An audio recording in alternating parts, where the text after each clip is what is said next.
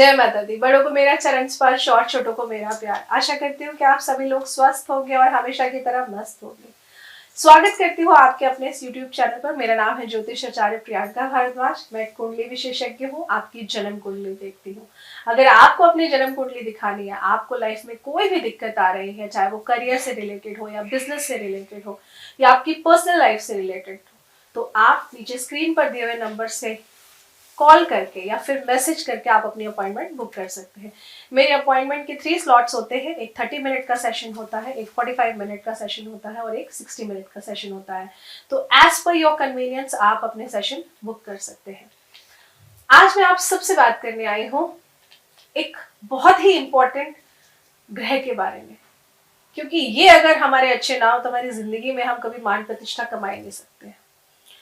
आज मैं आपसे बात करूंगी कि अगर इन ग्रह की महादशा या अंतरदशा चल रही है और आपको लग रहा है कि जो जो सिम्टम मैं आपको बताऊंगी, आपको लग रहा है कि ये सारी परेशानियां आपके साथ चल रही हैं इस ग्रह की महादशा अंतरदशा के होते हुए, तो आप इन उपायों को जरूर करिएगा। हमारे ज्योतिष शास्त्र के अनुसार सभी ग्रहों की महादशाएं और अंतरदशा हमारे जीवन पर अच्छा बुरा असर जरूर डालती है। अगर कुंडली में संबंधित ग्रह शुभ है, जिसकी महादशा चल रही है, तो ऐसे में ये महादशा आपको बेहद शुभ फल प्राप्त कराती है। लेकिन वहीं अगर खराब है तो महादशा में आपके लिए चीजें बिगड़नी शुरू हो जाती है। तो हमारे ज्योतिष शास्त्र के अनुसार ग्रहों के राजा सूर्य देव की महादशा की आज मैं आप सबसे बात करूंगी, क्योंकि सूर्य देव है जो हमें मान प्रतिष्ठा दिलाते हैं। हमारे फादर हमारे पास नहीं होते तो हमें लगता है कुछ नहीं है हमारे पास, आज हम कितना भी अर्न कर लें, लेकिन कहीं ना कहीं वो एक खुशी कि हमारे फादर कमाते थे, वो छोटी सी भी चीज लाते थे ना, वो बहुत अच्छी लगती थी। आज हम उससे 4 गुना खरीद सकते हैं, लेकिन उसमें वो इमोशंस, वो फीलिंग नहीं है। तो आज मैं आप सबसे बात करूंगी सूर्य देव के बारे में। सूर्य देव की महादशा हमारी 6 साल की होती है। इस दौरान कहीं ना कहीं जिसकी भी महादशा चल रही होती है, अगर आपकी जन्म कुंडली में सूर्य ग्रह अच्छे हैं तो ये आपको राजनीति या फिर मैं कहूँ प्रशासन में एक बहुत ऊंचा पद दिलाते हैं। समाज में आप देखेंगे कि आपको मान सम्मान भी बहुत मिलता है। आपके सूर्यदेव अच्छे हैं तो आप एक लीडर की भूमिका पाते हैं।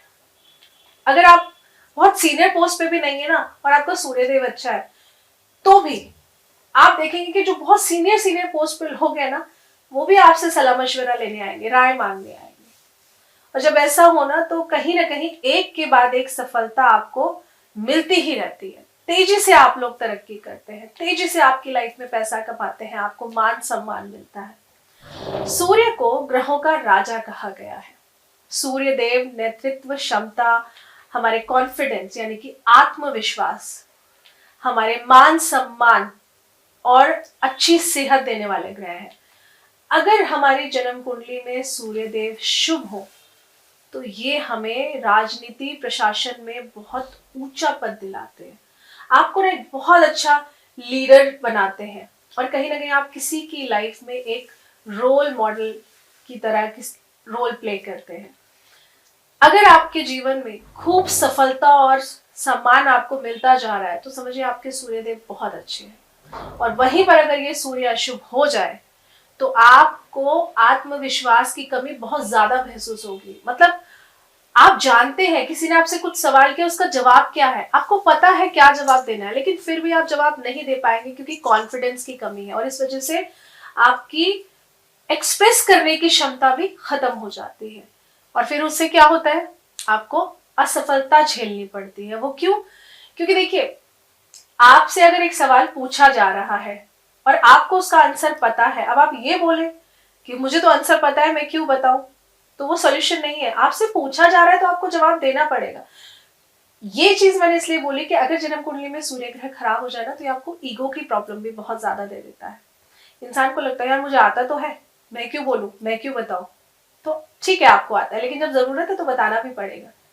तो ऐसे भी क्या होता है, फिर आपको असफलता झेलनी पड़ती है। सूर्य ग्रह की महादशा का जीवन पर प्रभाव हमें बहुत ही अच्छे ढंग से देखने को मिलता है, क्योंकि 6 साल में ना जिंदगी पलट जाती है अगर सूर्यदेव अच्छे हैं तो। तो सूर्य देव यदि जन्म कुंडली में शुभ है तो जातक का जीवन बहुत ही सुखद होता है, उसे बहुत सफलता मिलती है, मनवांछित फल मिलते हैं, मनवांछित लाभ मिलते हैं, और ऐसे इंसान को पिता से बहुत लाभ प्राप्त होता है, प्रशासनिक पद मिलता है, यहाँ तक कि सरकारी क्षेत्र में भी बहुत बहुत अच्छा लाभ मिलता है। अगर सूर्यदेव किसी व्यक्ति की कुंडली में अशुभ हो जाए तो ऐसा व्यक्ति, जो मैंने आपको कहा था, अहंकारी बनता है, बहुत क्रोधी हो जाता है, उसके पिता के साथ भी उसके संबंध खराब होने लगते हैं, उसे कहीं ना कहीं आंखों का प्रॉब्लम या फिर हार्ट का प्रॉब्लम, दिल की बीमारियों जैसी परेशानी फेस करनी पड़ती है। हाई बीपी का प्रॉब्लम भी देखने को मिलता है अगर जन्म कुंडली में सूर्य ग्रह खराब है। तो अगर आपके सूर्य की महादशा चल रही है या अंतरदशा चल रही है और जो मैंने आपको सिम्टम्स बताए हैं, आप रिलेट कर रहे हैं ये समस्याएं हैं, तो मैं एक बहुत छोटा सा उपाय बता रही हूँ, आप इसको करना शुरू करेंगे तो आप देखेंगे कि आपको परिणाम थोड़े बहुत अच्छे ढंग से मिलने शुरू हो जाएंगे। बहुत छोटा सा उपाय, क्या करना है आपको एक तांबे का लोटा लेना है, उसमें जल डालना है, थोड़ी सी रोली मिलानी है और थोड़े से चावल मिलाने हैं। ये मिलाकर आपने रोजाना, जब सूर्य देव निकल रहे होते हैं, जब सूर्य देव सुबह आते हैं, तो उस समय आपको सूर्य देव को, कहते हैं ना, वेलकम करना बहुत जरूरी है। तो जल, अक्षत, रोली, ये तीनों चीजें मिलाकर आपने तांबे के लोटे में भगवान सूर्य नारायण को अर्घ देना है। और अर्घ देते टाइम आपने एक मंत्र का पाठ करना है जो मैं आपको बता रही हूं। ओम ह्राम ह्रीम ह्रोम सह सूर्याय नमः। इस मंत्र का जाप आपको जरूर करना है। आप चाहे तो 11 बार कर सकते हैं, आप चाहे तो 21 बार कर सकते हैं, लेकिन कोशिश करिए कि आप जब जल चढ़ा रहे हो भगवान सूर्यदेव को तो इसका जाप जरूर करिए। बहुत छोटा सा उपाय है, बहुत ही छोटा सा, लेकिन बहुत कारगर भी सिद्ध होगा। इसके साथ ही में आप अगर रोजाना आदित्य हृदय स्तोत्र का पाठ करते हैं तो इस पाठ को करने से आप देखेंगे कि आपके अंदर का गुस्सा शांत होने लगेगा। इस पाठ को करने से आप देखेंगे कि आपका जो कॉन्फिडेंस लेवल 0 हो गया था ना, वो 0 से आपको हीरो कैसे बनाना है उस डायरेक्शन में ले जाएगा।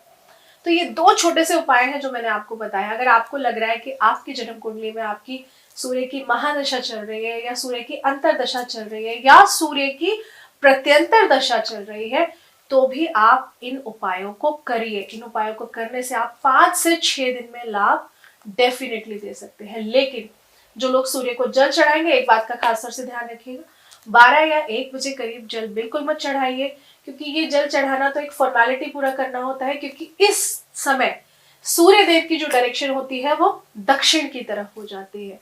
तो ऐसा आप बिल्कुल भी मत करिए। सूर्य देव को जल चढ़ाने का सही समय होता है जब सूर्य देव सुबह के समय आ रहे होते हैं, तो उनको वेलकम करने का समय है जो भी सनराइज का टाइम है, 1.5 से 2 घंटे के अंदर सूर्य देव को जल चढ़ा दीजिए। आशा करती हूँ आपको जानकारी अच्छी लगी होगी। जानकारी अच्छी लगी हो तो प्लीज चैनल को लाइक जरूर करिए और चैनल को सब्सक्राइब करना बिल्कुल मत भूलिए। हमारी वीडियो को भी जरूर शेयर करिए और नीचे कमेंट करके बताइए कि आपको कैसे कैसे बेनिफिट मिल रहे हैं हमारे छोटे छोटे उपायों से। जय माता दी।